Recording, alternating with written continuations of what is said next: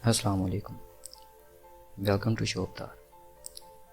इस video tutorial में हम आपको बताएंगे कि आप किस तरीके से अपनी शॉप में अपने प्रोडक्ट्स जो हैं वो ऐड कर सकते हैं। तो प्रोडक्ट्स को ऐड करने के लिए हमें अपने शॉप के एडमिनिस्ट्रेशन पैनल में जाना होगा। उसके लिए एडमिनिस्ट्रेशन के बटन पर क्लिक करें, कैटलॉग के मेन्यू को सिलेक्ट करें और प्रोडक्ट्स पे क्लिक करें। ऐड न्यू के बटन पे क्लिक करें।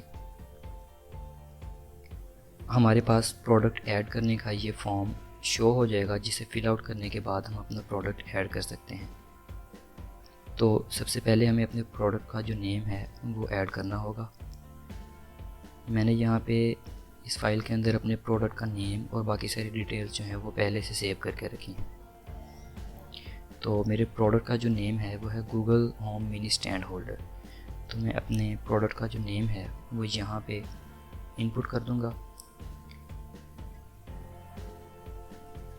और अपने प्रोडक्ट की शॉर्ट डिस्क्रिप्शन यहाँ पे ऐड करूँगा।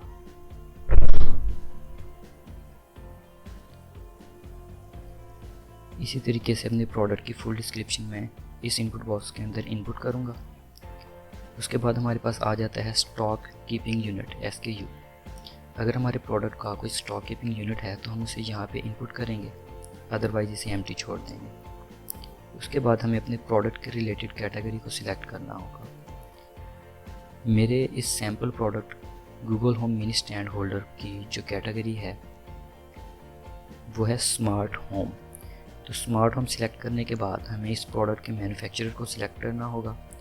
अगर तो इस प्रोडक्ट का कोई मैन्युफैक्चरर है तो उसे यहाँ से सिलेक्ट कर सकते हैं, अदरवाइज़ इसे एम्प्टी छोड़ दें, इसे खाली छोड़ दें। तो मेरे प्रोडक्ट का जो मैन्युफैक्चरर है वो है गूगल। तो उसके बाद हमारे पास पब्लिश का बटन आ जाएगा।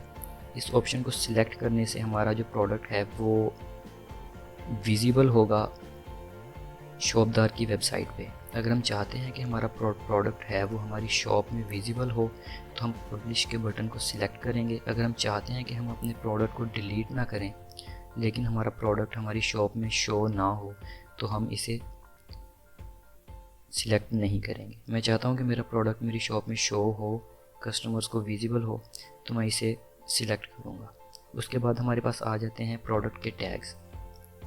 हम अपनी मर्ज़ी से इस प्रोडक्ट के रिलेटेड जो टैग्स हैं वो सिलेक्ट कर सकते हैं और साथ ही शॉपदार इस प्रोडक्ट के टैग्स के रिलेटेड हमें सजेशंस भी देगा। तो फॉर एग्जांपल मैं यहाँ पे लिखता हूँ स्मार्ट होम, तो हमें स्मार्ट होम का सजेशन मिल जाएगा। इसी तरीके से हम दूसरे टैग्स भी यूज़ कर सकते हैं,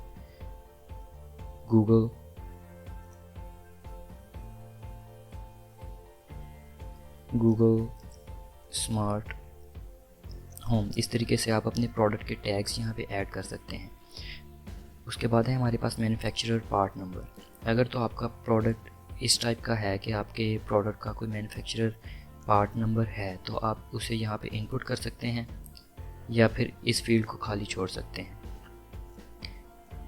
उसके बाद हमारे पास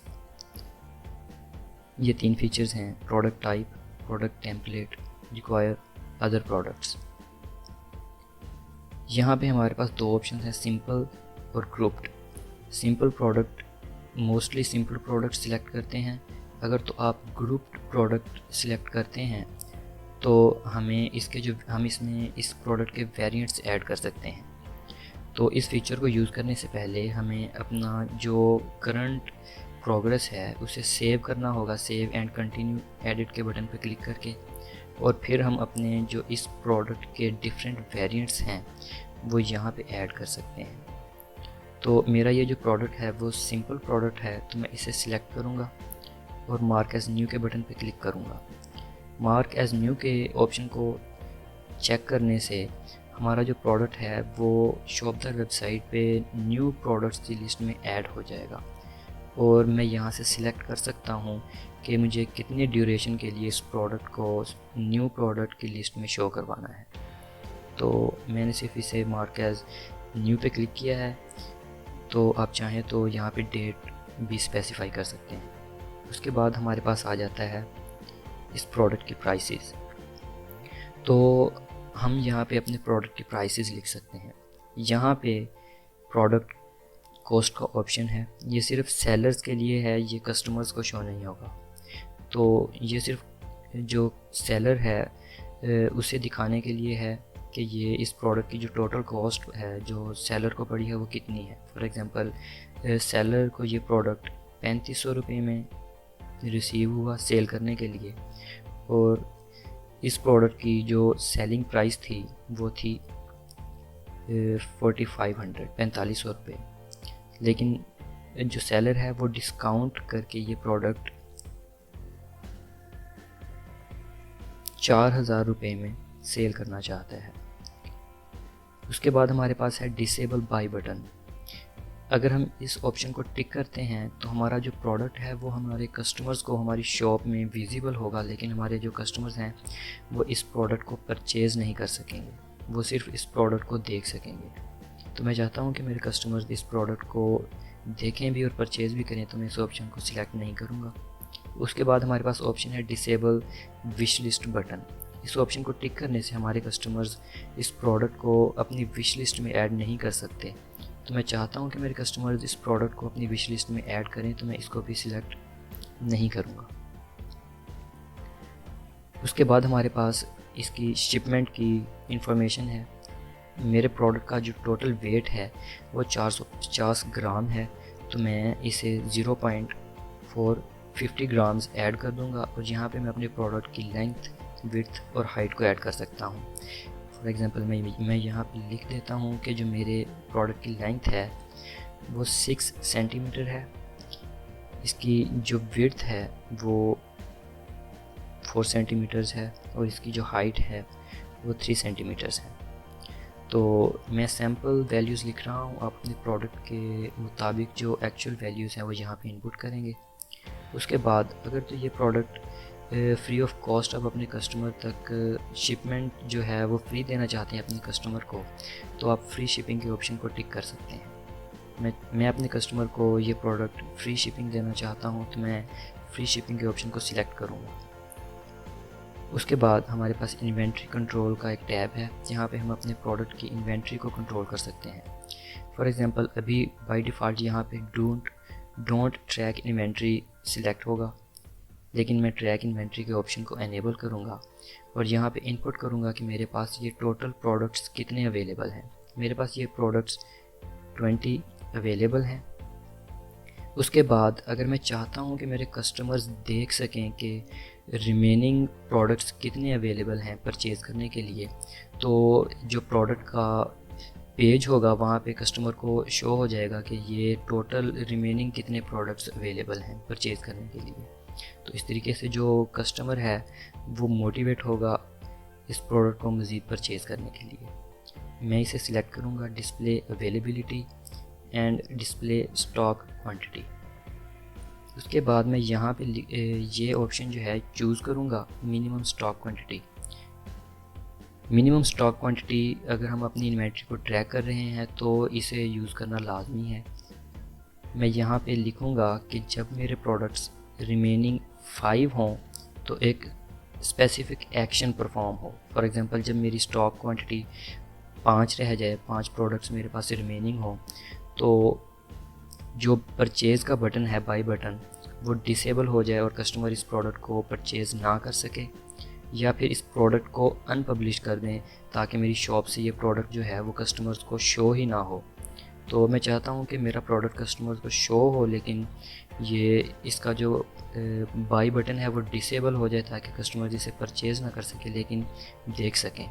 उसके बाद मेरे पास ऑप्शन है नोटिफाई फॉर क्वांटिटी बिलो। अगर मैं यहाँ पे लिख देता हूँ 3 प्रोडक्ट्स या 5 प्रोडक्ट्स, तो जैसे ही मेरी स्टॉक क्वांटिटी 5 प्रोडक्ट्स होगी मुझे नोटिफिकेशन मिल जाएगा कि मेरा जो ये प्रोडक्ट है वो लो क्वांटिटी में बच गया है। उसके बाद मैं इस प्रोडक्ट की मिनिमम कार्ट क्वांटिटी और मैक्सिमम कार्ट क्वांटिटी जो है वो लिख सकता हूँ। मिनिमम कार्ट क्वांटिटी का मतलब है कि कस्टमर कम से कम कितने प्रोडक्ट्स परचेज़ कर सकता है। फॉर एग्ज़ाम्पल मैं चाहता हूँ कि 2 से कम कोई भी कस्टमर परचेज़ ना कर सके, तो मैं यहाँ पे मिनिमम कार्ट क्वांटिटी 2 लिख दूँगा और यहाँ पे मैं सिलेक्ट कर सकता हूँ कि मैक्सिमम कितने प्रोडक्ट्स जो हैं वो एक कस्टमर एक ही दफ़ा परचेज़ कर सकता है। तो मैं यहाँ पे लिख दूँगा फॉर एग्ज़ाम्पल एक बार एक ही कस्टमर 10 प्रोडक्ट्स मैक्सिमम परचेज़ कर सकता है। और उसके बाद हमारे पास ऑप्शन है नॉट रिटर्नेबल। अगर आप इस प्रोडक्ट को एज अ रिटर्नेबल नहीं रखना चाहते कि कस्टमर इस प्रोडक्ट की रिटर्न रिक्वेस्ट ना सबमिट कर सके, ये प्रोडक्ट रिटर्नेबल नहीं है, तो इस ऑप्शन को चूज़ करें। और अगर आप चाहते हैं कि ये प्रोडक्ट रिटर्नेबल हो तो इस प्रोडक्ट को अनचेक कर दें। मोस्टली जो प्रोडक्ट्स रिटर्नेबल होते हैं वो कस्टमर्स ज़्यादा परचेज़ करते हैं, तो मैं इसे रिटर्नेबल ही रखूँगा अपने कस्टमर्स को सेटिस्फाई करने के लिए। उसके बाद मेरे पास पिक्चर्स का टैब है जहाँ पे मैं अपने प्रोडक्ट की पिक्चर्स अपलोड करूँगा, लेकिन उससे पहले हमें इस प्रोग्रेस को करंट प्रोग्रेस को सेव करना होगा। मैं सेव एंड कंटिन्यू के बटन पे क्लिक करूँगा।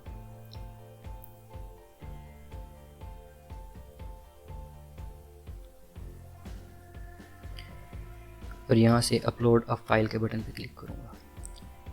यहाँ से मैं अपने प्रोडक्ट की जो पिक्चर्स हैं वो 1 बाय 1 ऐड कर सकता हूँ।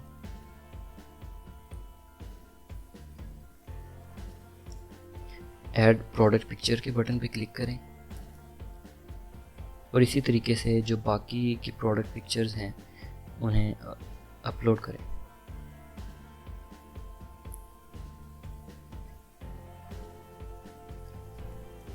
प्रोडक्ट पिक्चर्स अपलोड करने के बाद हमारे पास प्रोडक्ट एट्रीब्यूट्स का एक टैब शो होता है जहाँ पे हम डिफरेंट फीचर्स जो हैं वो यहाँ पे इंट्रोड्यूस करवा सकते हैं। फॉर एग्ज़ाम्पल मेरा जो प्रोडक्ट है वो कितने कलर्स में अवेलेबल है, तो मेरा प्रोडक्ट जो है वो 2 कलर्स में अवेलेबल है, black and white.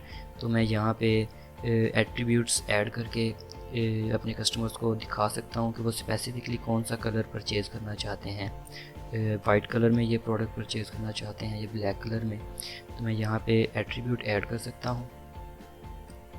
Attribute add करने के लिए ऐड न्यू एट्रीब्यूट के बटन पे क्लिक करें और यहाँ पे एट्रीब्यूट सिलेक्ट करें। फॉर एग्ज़ाम्पल मैं यहाँ पे कलर सिलेक्ट कर लेता हूँ, या फिर मैं अपने कस्टमर्स को पैटर्न दिखाना चाहता हूँ पिक्चर की शक्ल में, इमेज की शक्ल में, तो मैं यहाँ पे पैटर्न का ऑप्शन भी सिलेक्ट कर सकता हूँ। और उसके बाद मैं यहाँ पे लिख सकता हूँ फॉर एग्ज़ाम्पल मैं कोई भी चीज़ जो टाइटल शो करवाना चाहता हूँ,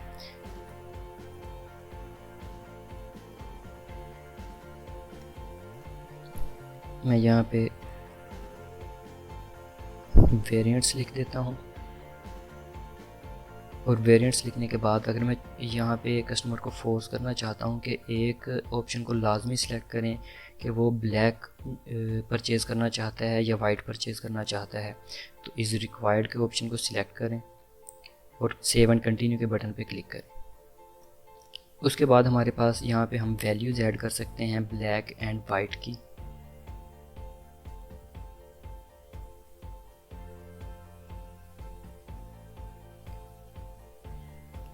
तो मैं इस प्रोडक्ट को एज अ पिक्चर शो करवाना चाहता था इसका पैटर्न, ताकि कस्टमर देख सके। तो मैं इसे पैटर्न को सिलेक्ट करूँगा, कंट्रोल टाइप में से इमेज स्केल्स के ऑप्शन को सिलेक्ट करूँगा और यहाँ पे ऐड अ न्यू वैल्यू पे क्लिक करूँगा। उसके बाद हम यहाँ पे पैटर्न अपलोड कर सकते हैं। फॉर एग्ज़ाम्पल ये मैं ब्लैक पैटर्न दिखाना चाहता हूँ, इसका जो नेम है कस्टमर को ब्लैक शो होगा। और यहाँ से इस ब्लैक पैटर्न के रिलेटेड हमने जो इमेज शो करवानी है वो यहाँ से सिलेक्ट करूँगा, ये ब्लैक। उसके बाद न्यू वैल्यू ऐड कर सकते हैं वाइट की।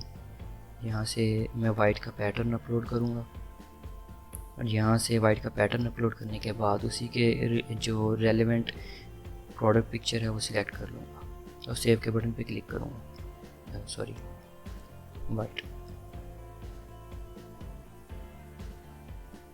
उसके बाद सेव के बटन पे क्लिक करें।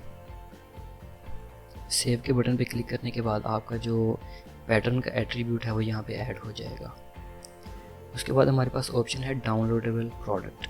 तो ये एक डिफरेंट मेन्यू है ये उन प्रोडक्ट्स के लिए है जो हम फिज़िकली शिप नहीं कर सकते अपने कस्टमर को।